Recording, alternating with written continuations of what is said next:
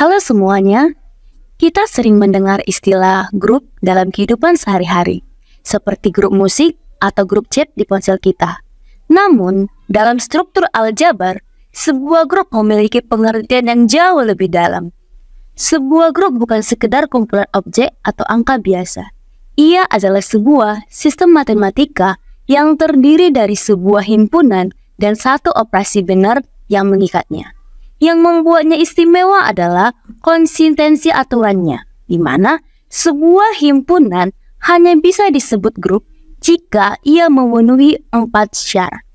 Penasaran apa saja syarat yang harus dipenuhi? Langsung saja simak lebih dalam di video ini.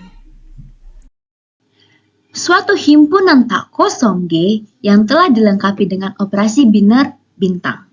Suatu himpunan tak kosong G. Nah, himpunan G terhadap operasi biner bintang disebut itu sebagai grup. Penulisannya seperti ini, G dioperasikan dengan operasi bintang. Secara sederhananya itu adalah sebuah grup adalah himpunan yang tidak kosong, kita sebut saja lah himpunan G, yang dipasangkan dengan suatu operasi biner atau yang dioperasikan dengan suatu operasi benar. Itulah disebut sebagai grup. Jadi, kalau ada ketemu gini dengan operasi biner bintang ini maksud adalah ada suatu operasi, misalnya operasi penjumlahan atau operasi perkalian. Jadi, grup itu adalah himpunan yang tak kosong yang dioperasikan dengan suatu operasi binar. Itulah disebut sebagai grup. Namun, tidak semua himpunan itu bisa disebut sebagai grup. Ada 4 syarat yang harus dipenuhi. Yang pertama adalah syarat pertama adalah sifat tertutup. Himpunan G tertutup terhadap operasi bintang. Dalam hal ini, untuk setiap A, B, C elemen G, berlakulah operasi A dioperasikan dengan B elemen G.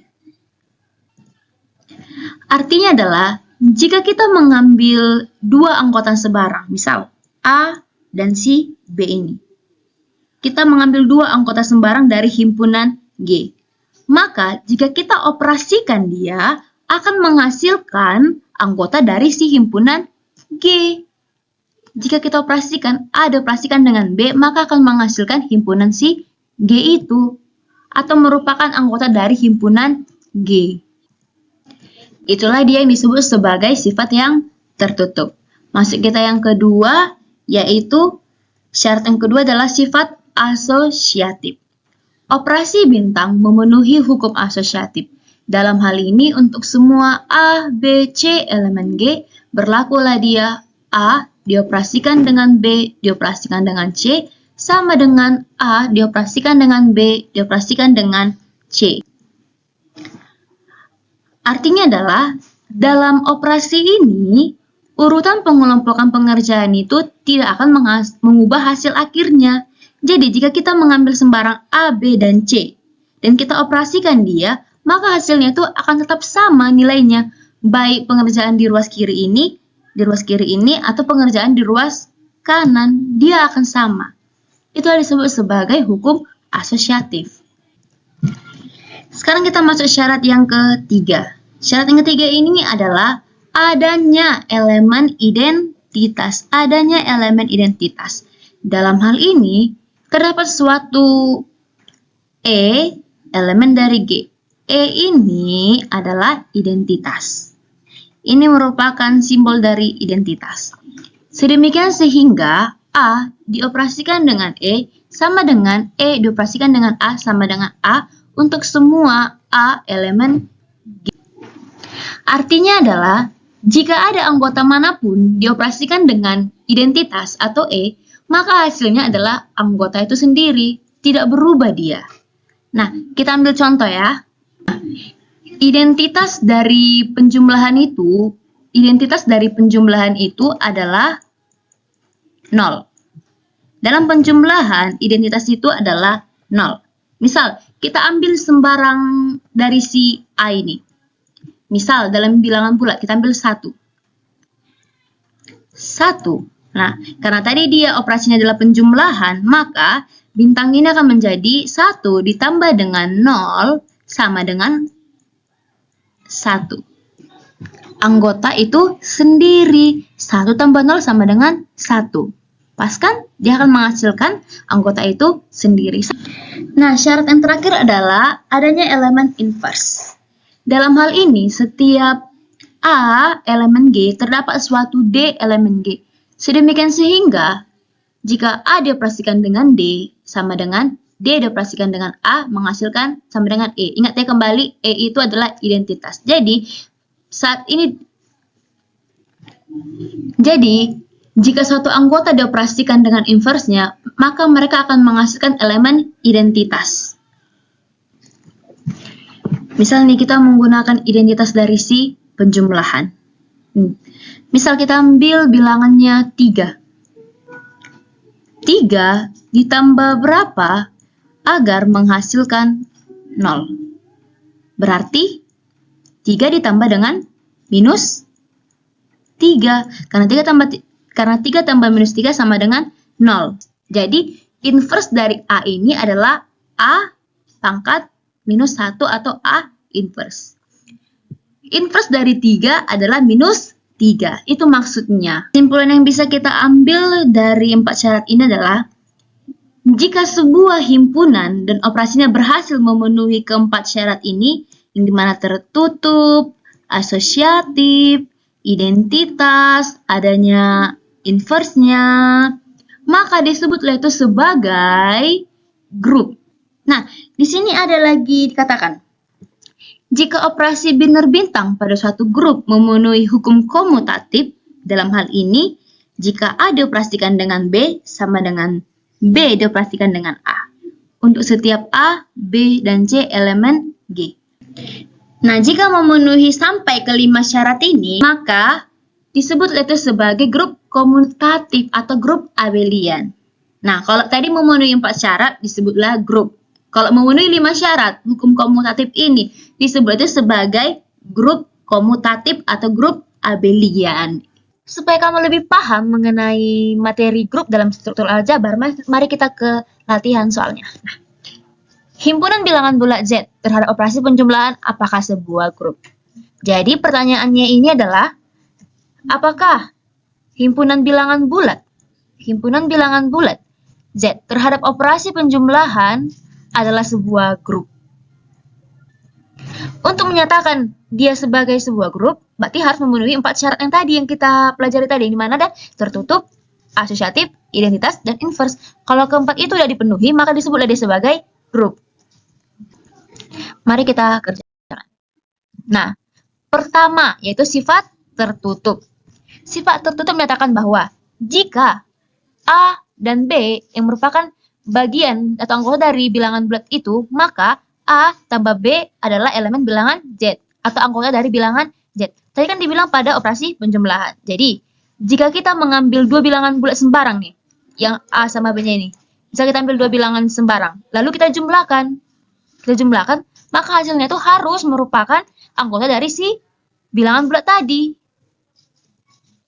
Tidak boleh tiba-tiba bilangan itu imajiner atau pecahan, nggak boleh. Harus sesuai dengan syarat tadi, merupakan bilangan bulat. Nah, misalnya contoh nih, kita ambil 2 sembarangnya tuh. Nah, jika kita jumlahkan, 3 tambah minus 5 sama dengan minus 2. Nah, minus 2 ini kan merupakan anggota dari si bilangan bulat, yang dimana bilangan bulat negatif. Berarti, sifat tertutup ini terpenuhi. Selanjutnya, kita masuk sifat yang kedua, yaitu asosiatif. Nah, sifat asosiatif itu menyatakan bahwa untuk semua A, B, C, elemen Z adalah A tambah B tambah C sama dengan A tambah B tambah.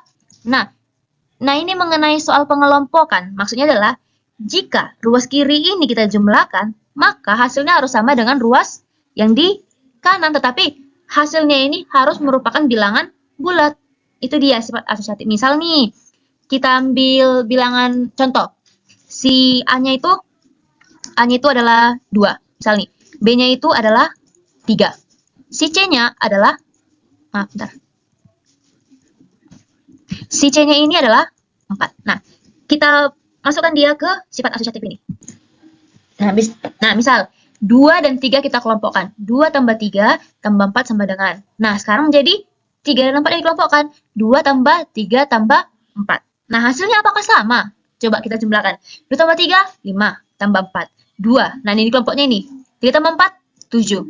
5 tambah 4 berapa? 9 kan? 2 tambah 7, 9.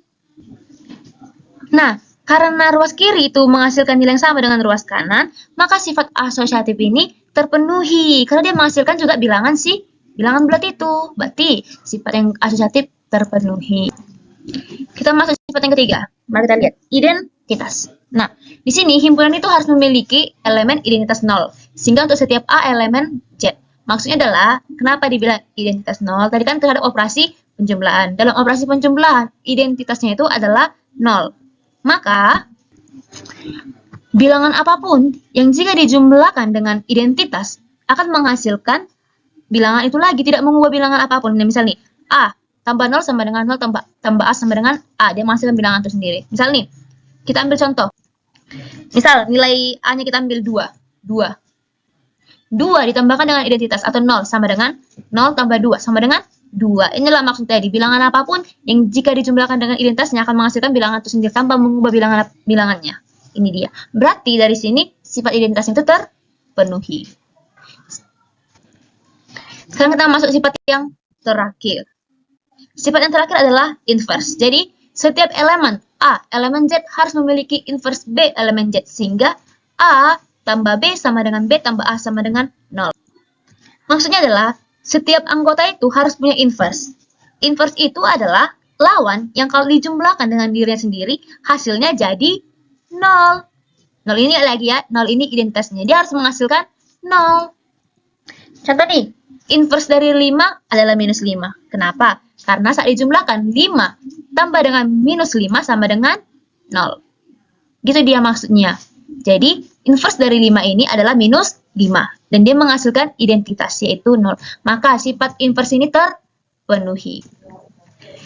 Nah, dari 4 syarat tadi yang kita uji, empatnya itu, semuanya itu terpenuhi dari sifat tertutup, asosiatif, identitas, dan inverse. Semuanya terpenuhi oleh bilangan bulat dalam operasi penjumlahan. Maka, bisa kita simpulkan bahwa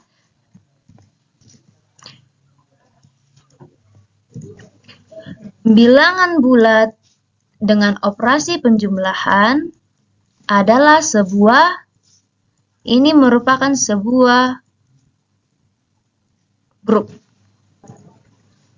Nah, semoga kamu bisa mengerti mengenai contoh yang telah kita kerjakan tadi. Kamu semakin paham mengenai grup, bagaimana menguji 4 syarat tersebut sampai sehingga terpenuhi. Seperti itu.